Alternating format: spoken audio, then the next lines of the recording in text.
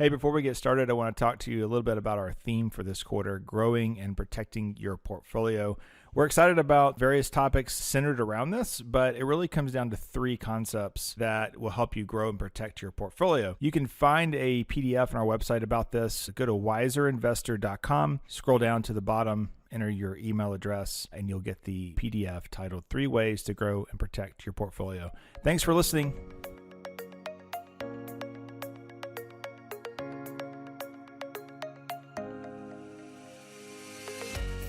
Welcome to a Wiser Retirement Podcast, where we cover financial topics such as retirement planning, tax planning, portfolio management, insurance, and estate planning, so you too can have a wiser retirement. I'm your host, Casey Smith. Guiding you to financial success are my co-hosts, Brad Lyons and Barnett. Hey, guys. Hi, Casey. How's it going? It's going great. We're in our remodeled studio, and we got new podcast equipment. I mean, the best of the best. Real deal. We're trending. All kinds of downloads. Congratulations, guys. You know, someday we're going to have requests for an audience. The podcast live with a live audience. Yes. Like I Love Lucy back in the day. Back in the day. But this will be the day. Yes, right. I don't think that's going to happen. You never know. Never know. All right. So today's topic is we're talking about the ETF selection process. And that sounds really boring, but we get really excited about it. That's what we do. You know, if you can't get excited about what you do, find something else. That's right. You know, we're going through a great time at Wiser. A friend of mine said if we're not breaking processes, we're not growing, right? And we seem to be breaking our own processes on a daily basis. In fact, yesterday we had to spend a whole day rewriting certain processes internally. Just because we're adding so many new families to the firm, and we have to be able to make sure we maintain the same quality we always have, which I think we're doing. But what's interesting is, you know, the portfolios and how we invest stay the same. And I don't want to say they will always stay the same. We're indexers. We like index funds. Right now, that's ETFs. Back in the day, it was Vanguard mutual funds. In the future, it might be direct indexing. I don't know. We'll see how that evolves. Well, it brings up a good point that will always evolve with the marketplace. Absolutely. And bringing the best of all the investment opportunities to our clients to meet their needs and of their objectives for investing. So I see all the portfolios that come in, and it's amazing to me how many firms just don't know how to adapt and change and think beyond like 1980. I mean, it's continually like all mutual fund portfolios coming in. Unless you have a client coming directly from a DIY, like a Vanguard, a lot of times broker dealers are seeing mostly mutual fund, high cost mutual fund portfolios. Yeah. Mostly A shares. So they're paying 4.25%, be the low end probably, just to get into the fund. And then the fund manager or the advisor probably at some point is going to do some swapping out, move from one fund to another fund, pay another 4.25%. Well, each one of these firms that we're talking about, they have select lists. And these mutual fund companies are on these lists for a reason. Not just because they have performance and everything else that all mutual funds have. It's because that revenue is being shared between the fund company and the platform, the custodian, the right. brokerage firm in order to be on it. So it's just like you're going to the grocery store and you see cornflakes prominently displayed. Well, Kellogg's has paid that grocery firm to put that there in a prominent location. It's the same thing with the mutual fund industry, paying brokerage firms and other custodians to have their products on that platform. Yeah, a lot of times it's not even proprietary funds of that broker. It's just well-known names, and a lot of times it's the same 4 or 5 that you see. There is a large firm that makes sense of investing. You follow their advertisements.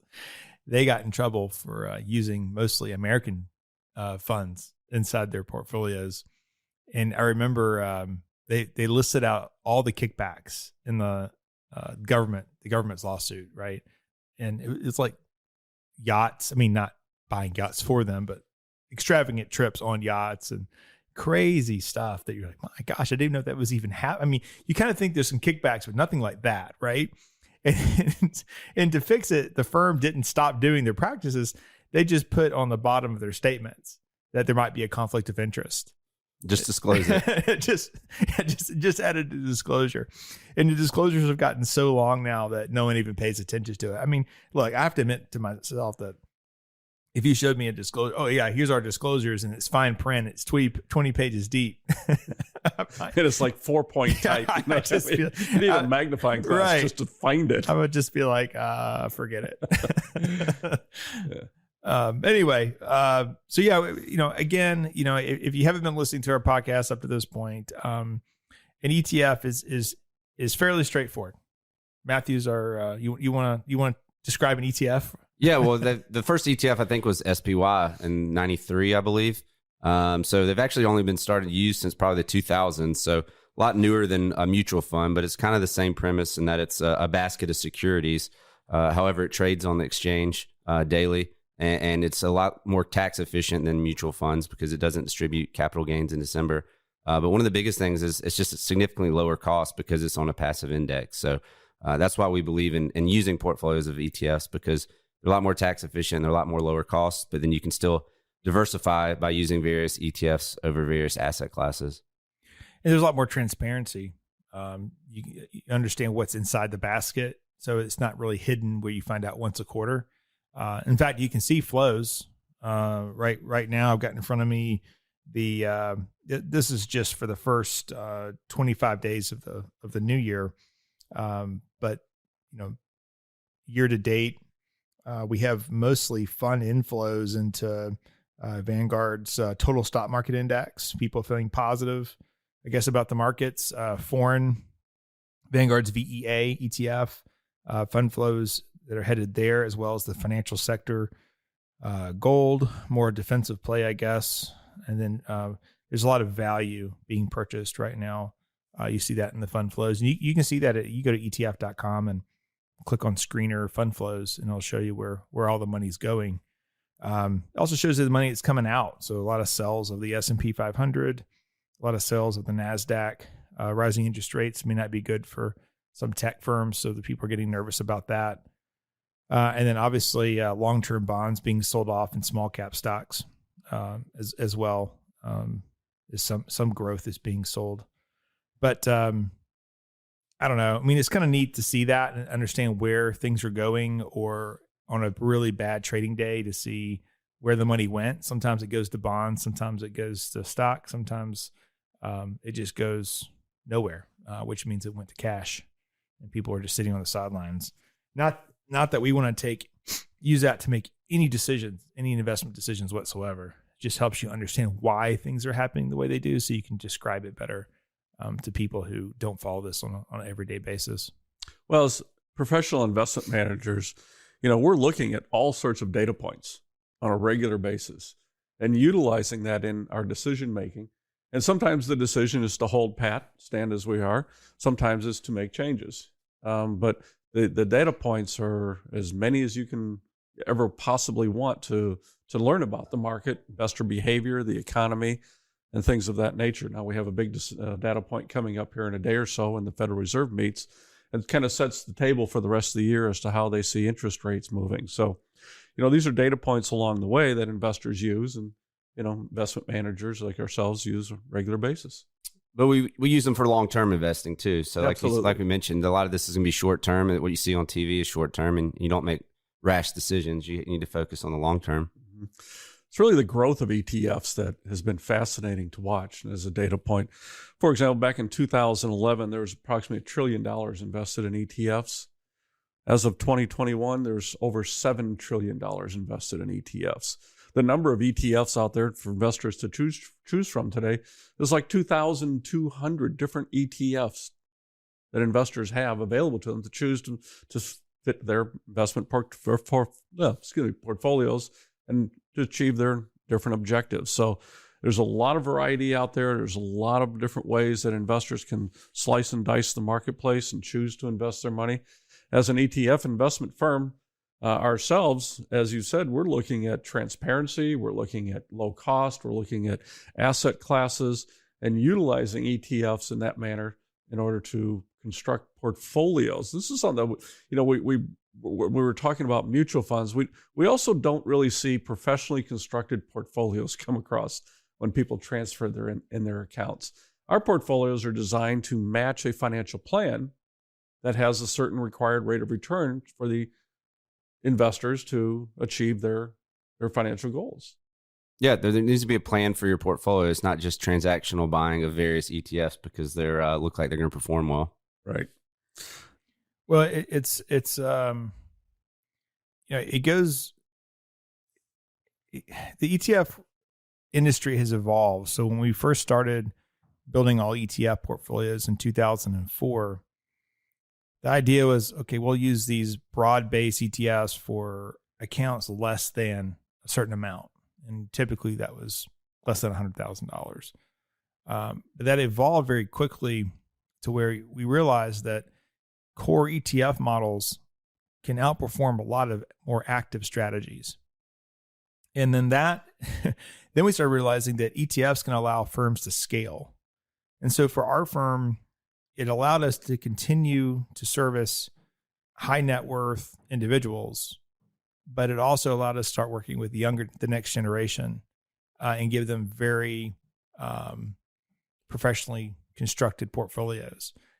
And so we still do that today, which is amazing because, an account with, 3 million isn't managed that much different than an account with 500,000 from a portfolio construction standpoint.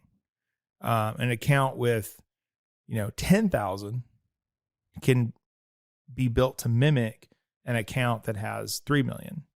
And so you can scale it. You can build models that allow us to scale that across all the client base, and it allows firms to manage, if they choose so, to manage more efficiently, but also manage fairly, because you don't want a situation where only the best clients at the firm get the best portfolios. And so through technology and ETFs, you're able to merge those two together. That, Brad, when you go and trade inside the portfolio, you're trading for every single person. Every single person gets the exact same price at the exact same time, no matter how big or small you are in the firm. And that's part of the fiduciary standard, is that everyone has to move through the door together, not single file. And it didn't used to be that way.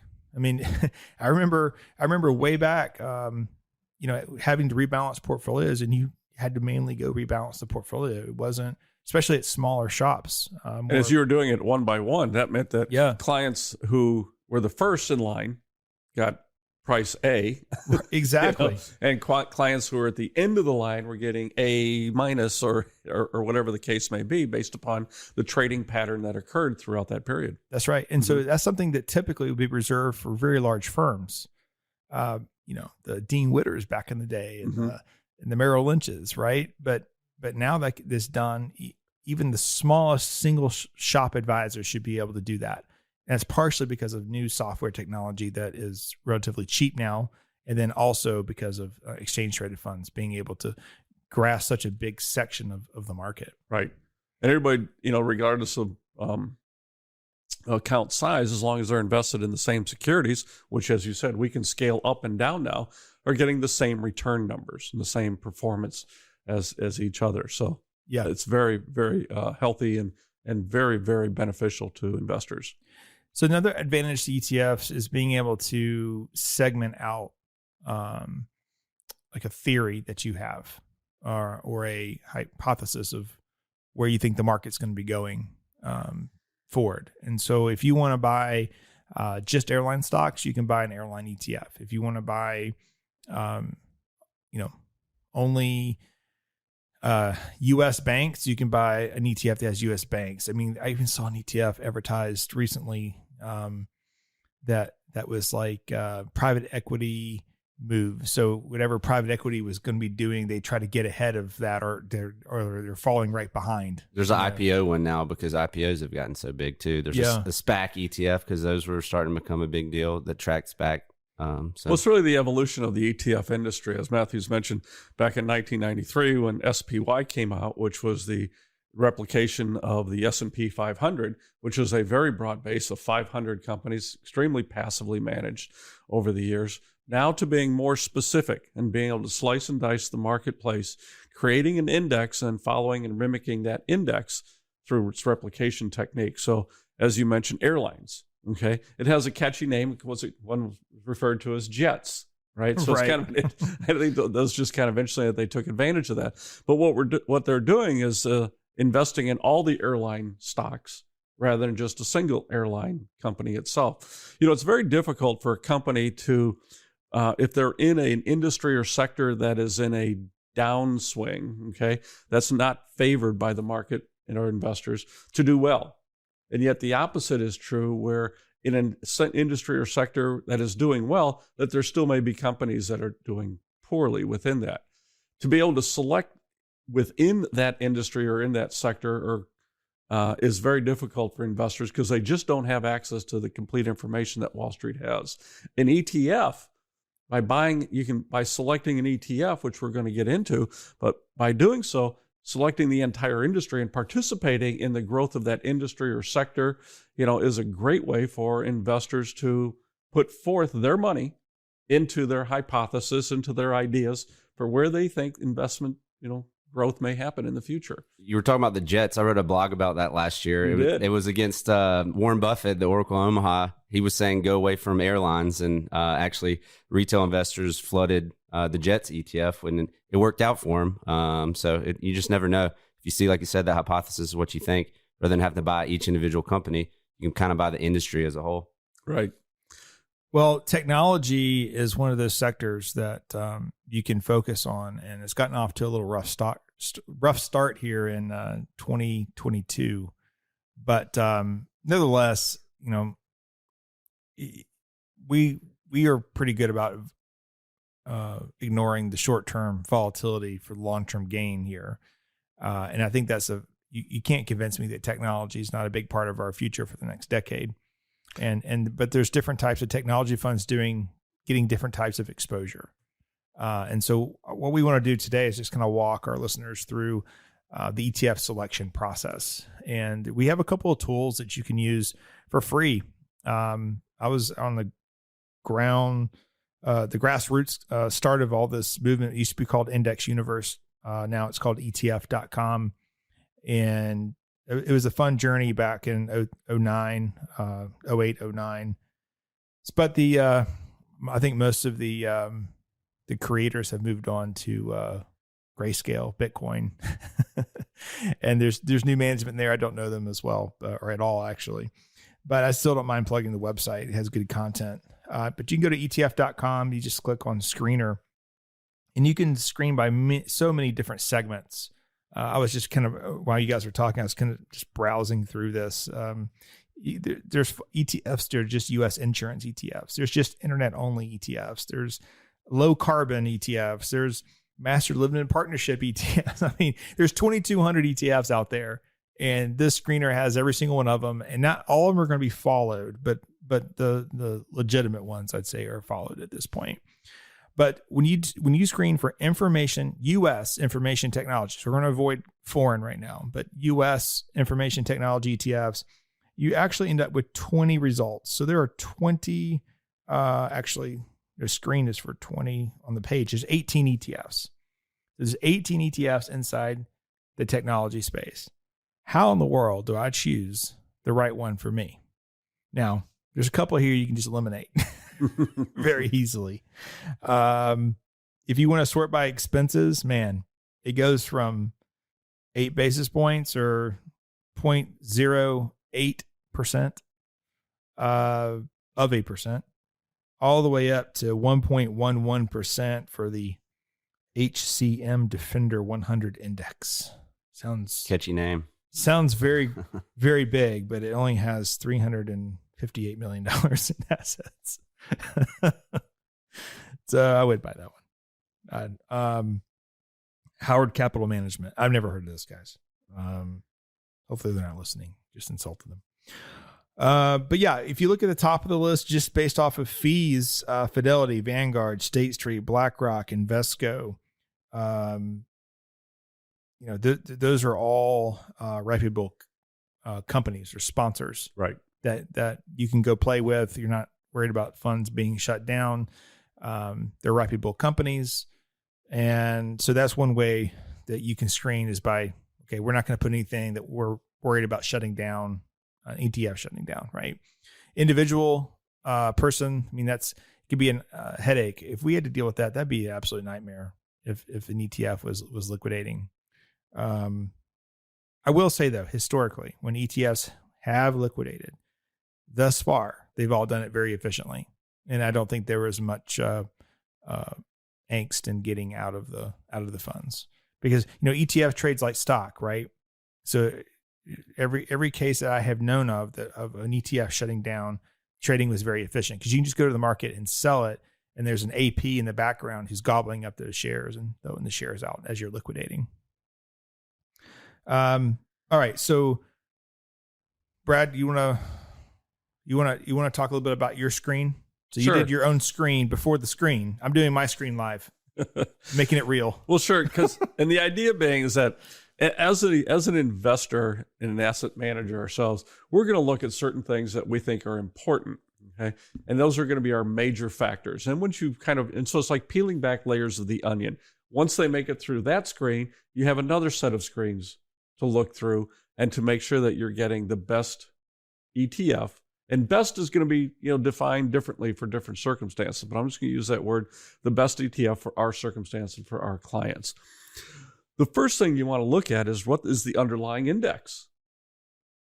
Yeah. Just because it says it's a technology ETF doesn't mean the index is an index of technology that you're planning on investing in. So in the 4 ETFs that I've chosen in this field, I have different indexes for each one. Okay, which means that they're all trying to differentiate themselves slightly differently, so that investors can choose them. Okay, they don't want to be ubiquitous. Okay? So Vanguard, BlackRock, Spiders, and Fidelity all have high quality, technology oriented ETFs, and they're all following slightly different indexes. Which, if you follow a different index, you're going to get a different result. Quite frankly. Each firm has different fee schedules, ranging from, I think Casey mentioned 0.08%. In this case, the 4 that I mentioned, up to 0.43%. How much are you willing to pay for what you're investing in? The size of an ETF is very important. It gives an indication of the daily volume and the number of investors out there willing to buy and sell at any given time. For an ETF that has a limited amount of assets under management, it also means it has a limited marketplace of investors willing to buy and sell from you at any time during the day. So you want one that's large, well established. And in these different indexes, there's different numbers of securities as well. Some of them are rather tight in their range, I'll say. The Technology Select Sector Spider ETF fund, symbol XLK, tracks an index of the S&P 500 technology stocks. So it's only the technology stocks in the S&P 500, which is about 75. So it has a diversification of 75 different companies, whereas Vanguard's information technology, symbol VGT, is tracking a much broader index of information technology companies of different market cap sizes. It has 362 different companies in it. So with that greater diversity, you're simply going to have a different range of returns and expectations. And these are all different considerations that we use in order to make a selection for our portfolios. So we're looking at the index, we're looking at the size, we're looking at the number of securities, we're looking at the cost, and we're also looking at the expected return, which gets into a whole nother podcast. So. Right, because a lot of times you see in 401ks, people pick the fund with the highest return, and there's a lot more that goes into it than picking the highest return. There is. And quite frankly, there just is.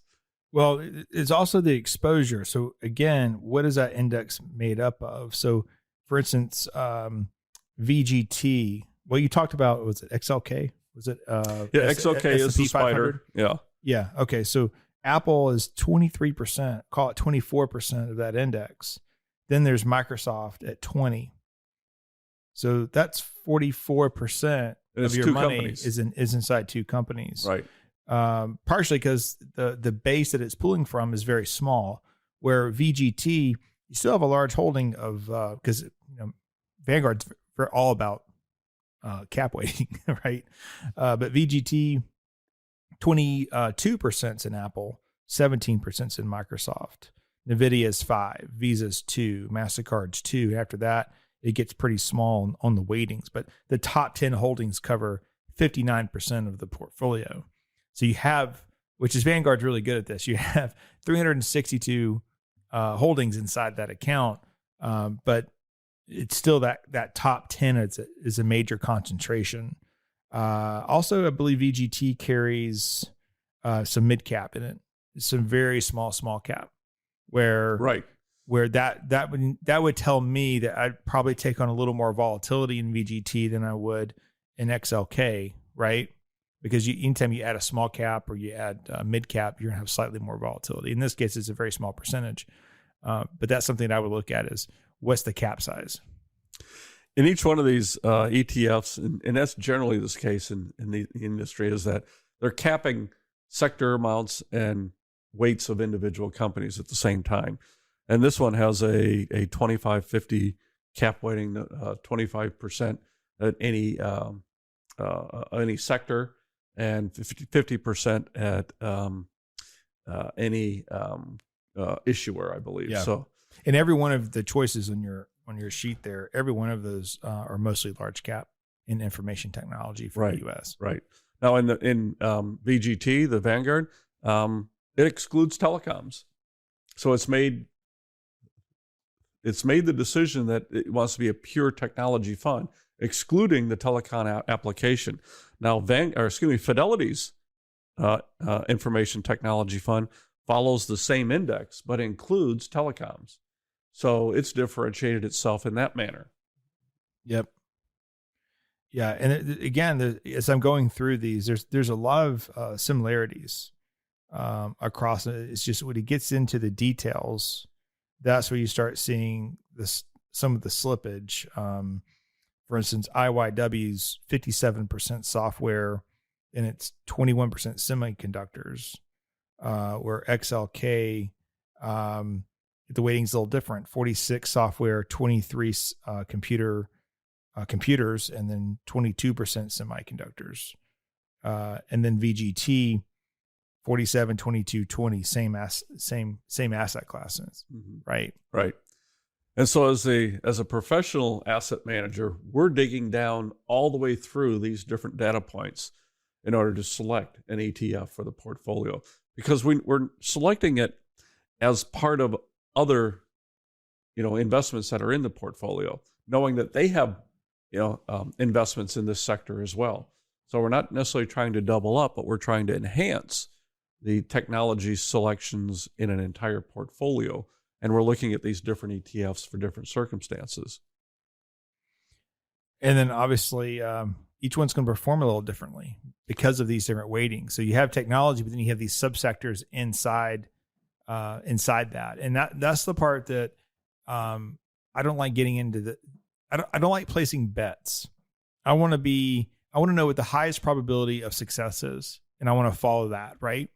The path of least resistance to success. So, yes, because the reality is that from our standpoint, people hire us to maintain their wealth or to build wealth. No one's coming here and saying, I need double-digit returns every year, regardless of what the market does. We have to place these really big bets and hope that we win. That's not what we do. That's dangerous because statistically, we're going to lose.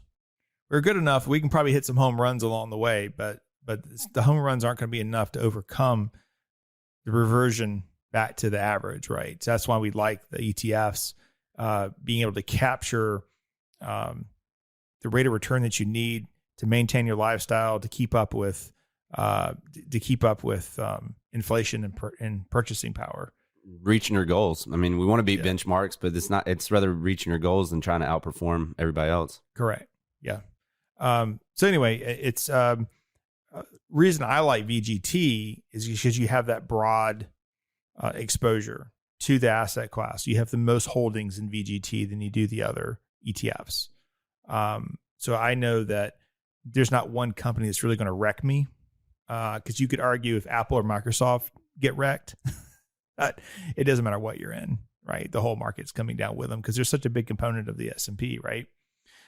Now, something that we can transition into, but something I like to look at when selecting an ETF is its tradability. Because if we're going to go place a trade for 100,000 shares, I want to know that we can actually execute that. Now, we have tricks of the trade that we can execute almost on any ETF. We just have to contact the AP and be able to let them know that we're about to place this trade, and they can create the shares to then turn over to us. Right. But for those people at home, they are DIYers. It's not, you don't have access to that. So what you're going to have to do is make sure you're always using limit orders when you're trading ETFs. Do not put a market order in for an ETF ever. And it's really simple. So let's say you're buying 10,000 shares of something, and the current market price is $50 a share. But at $50 a share, there may only be 2,000 shares at 50. And the next market price is going to be $50.10, right? For another 2,000 shares. And then the next 2,000 shares or 5,000 shares might be $50.45. So when you do your market order, you're going to get that first 2,000 shares filled at 50. And you're thinking, that's great. Well, then what it's going to do is start climbing up the price ladder to fulfill your market order. So you have no protection whatsoever. So what you would do typically is you would place your trade, and then you put a limit order 1 cent above the market order, because we got to pay for that Wall Street Ferrari and big boats, right? On Long Island, right? They make a penny. They get a penny every trade. This is what's going to happen. So give them their penny, limit order 1 cent above the market order, and that is a great place to start. You may have to adjust a little bit, depending, because you have to remember that the ETF itself may have a price. It does have a price, but it also, the basket of what's inside the ETF also has its value. So in the S&P 500, there's the value of all those 500 securities in there. And then there's the value of the ETF itself. Those are two separate things. So those are referred to as the premium or the discount. Correct. Relative to the NAV, net asset value. That's correct. Right. And there's whole private equity funds or hedge funds out there that take advantage and arbitrage if something gets too lopsided. Right. So the market is very efficient in that front.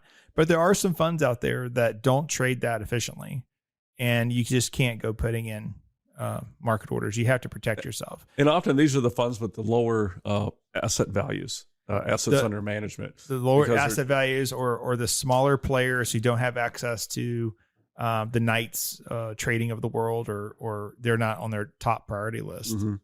And I've seen it. I've seen some really cool concepts over the years going, man, I would invest that. We've had those companies inside our portfolios in the 21 years we've been doing this.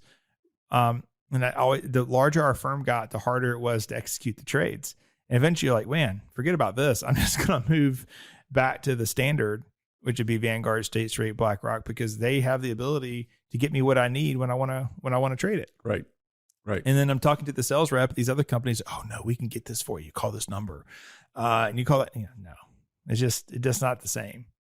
But again, we're talking about fractions of a penny in some cases, which we fight hard for. We fight hard for every fraction of a penny, because $230 million that we manage here, that's it adds up. That's what we're paid for. It does, absolutely. To get the best price, best execution on every trade. And it's not all us. We have to depend on TD Ameritrade or Schwab to be able to assist us in making sure we're getting the best execution on that side as well. But that is something that's important. In fact, on ETF.com, if you can search any ETF there. You go to ETF.com / and type in the ticker. So you go ETF.com/IVV, and then you'll go right into the IVV screenshot, and you'll see tradability. So you'll see the premium and discount. So for instance, on the S&P 500, I mean, that's a very efficiently traded fund. It's very tight. The scale makes it look like it's very volatile, but the scale is so tiny that if they zoomed out, it would be a straight line. Where, and I don't want to pick on any particular company necessarily, but if you would have put in a different company, not a Vanguard fund or BlackRock or State Street fund, that's not always the case, especially if you get into these, I call them marketing ETFs. They're really great for marketing, because marketing is all about selling to people's fears, right?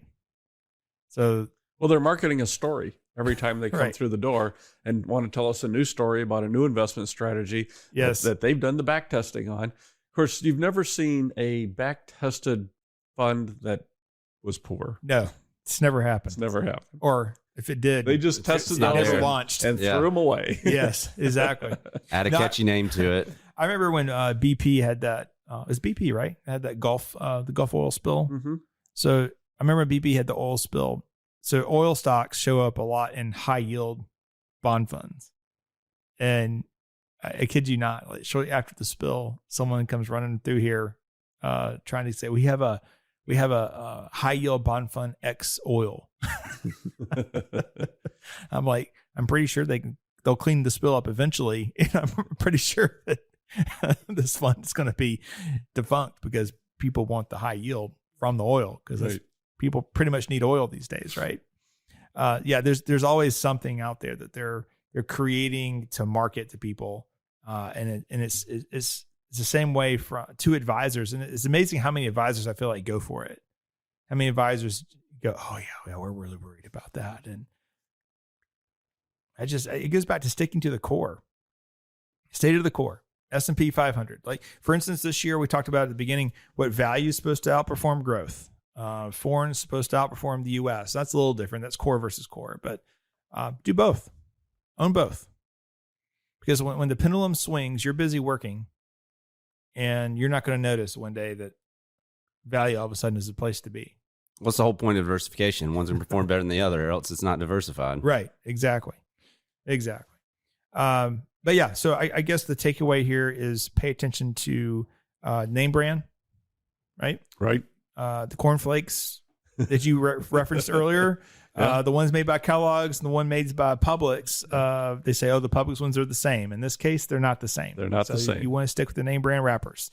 Second thing is cost is very important. We talk about that all the time on our podcast. You have to maintain low cost in order to beat the active managers over a long time period. So that is important. Our portfolios are basically nearly free these days, and the average cost is 0.05% across all of our funds that we use. Next thing is tradability, or I guess understanding the methodology of the index. The index itself that is tracking. I used to always say you have to learn how the stock got there. So you look at the holdings, that's great. How did it get there? And in this case, for XLK, that follows which index is that? That follows the S&P 500 technology stocks. There you go. So you go to S&P 500 technology index, just Google that methodology, and a PDF will most likely pop up. You can download it. It's going to be several pages, and you can read about how it gets inside the portfolio. And then from there, I'll look at rate of return and standard deviation. No one ever looks at standard deviation. That's the volatility. That's the deviation from the average, right? Right.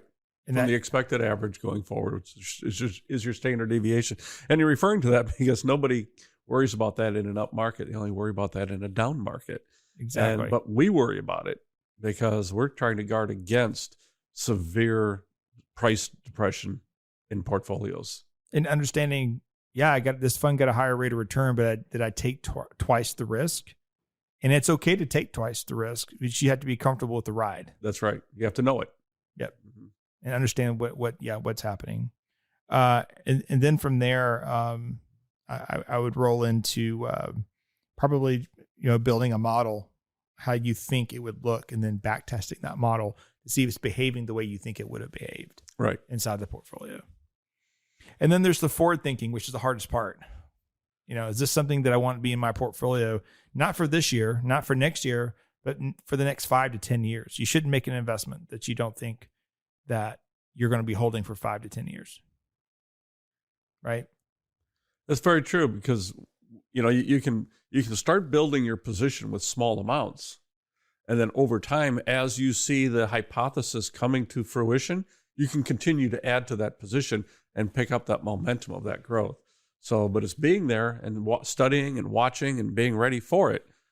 That's important. If you think you're going to have your own hypothesis, you don't necessarily have to go all in at 100%. True. That's a good point. But you would still be investing long term, though, like you mentioned. Anything short term's a little more speculative. It's not investing. Yeah, true. But I guess my pause is what I see a lot is, hey, I read this article about, I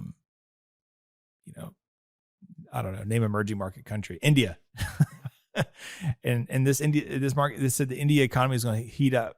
And so I bought an India ETF, which I don't think they allow foreign investment. So it'd have to be replicated somehow. So that was a bad example. But a big one was China a few months ago when that was starting to crumble. You get a lot of calls about that, and it was all over the news about how emerging markets were struggling because of its China's big positioning in most ETFs there. So let's stick with the India example. So you buy an India only ETF, and you put 1% of your money in it. So the point is that you got to have conviction too. Like if you really think that this is something that's going to do well, 1% it's not going to make or break you. I mean, you'd have to have like a 4,000% rate of return on a 1% allocation to really move the overall average needle, right? So I think that's something that we see. I wouldn't say a lot, but we see people dabble. It's like 1 or 2% here. If you're that convicted about emerging markets, it should be 10+% of your portfolio, right? So that's something that you have to pay attention to. Is that, am I adding something? Because it's almost like window dressing. If you're going to add something in a really small percentage. Now, positions can get diluted because it might be 10% of an all stock portfolio, but then then you average in bonds, it ends up being a smaller percentage. That's a little bit different because you're managing your risk back and forth. But I don't know. I feel like you have to have conviction too when you're choosing an ETF. But anyway, that's why I like the VTI. That was my pick of 2020 or 2021. Right? 2021. That's right. You did. Yeah, you were the winner. My pick for this year is not going so well. So we need one month in. Well, yeah, 1 month in. Can I double down? Is that a thing? Go for it. Can you double down? Sure. How does that work exactly? All right, guys, good conversation. We'll talk to you next time. Thank you. Great. Thanks for listening to a Wiser Retirement podcast. We hope you enjoyed today's episode. Make sure to subscribe wherever you're listening, that way you don't miss any new episodes. We would also appreciate if you could leave a rating and review. If you have any questions about anything that was discussed today, head to wiserinvestor.com and reach out. We would love to hear from you. This episode was produced and edited by Lilton Moore. Wiser Wealth Management Incorporated is a registered investment advisor. Information presented is for educational purposes only and does not intend to make an offer or solicitation for the sale or purchase of any specific securities, investments, or investment strategies. Investments involve risk and, unless otherwise stated, are not guaranteed. Be sure to first consult with a qualified financial advisor and/or tax professional before implementing any strategy discussed herein. Past performance is not indicative of future performance.